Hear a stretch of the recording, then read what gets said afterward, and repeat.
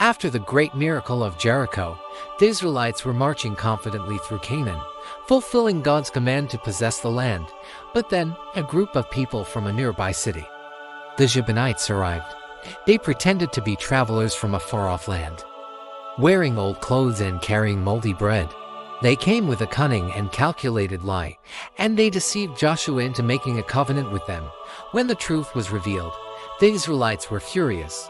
They had been fooled. They were bound by a promise to spare a people they were commanded to destroy. This seems like a story of human weakness and error. But what if it is also a story that reveals a profound truth about God's character and his relationship with his people? This story is a powerful reminder that God is a God of covenant. Even when a covenant is made under false pretenses, he honors the promises made in his name. Joshua and the Israelites were commanded to destroy all the Canaanites, but their quick decision to enter a covenant with the Gibeonites bound them. They could not go back on their word. The Gibeonites had to be spared. This shows us that God is not a God who is fickle.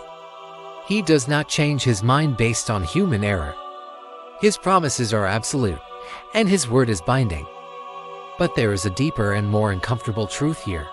The Gibeonites succeeded because the Israelites leaned on their own understanding. They trusted their own judgment.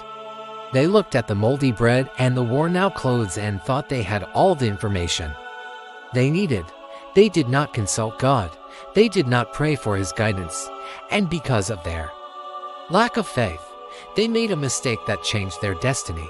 The story of the Gibeonites is not a story about the success of a lie. It is a story about the failure of human wisdom.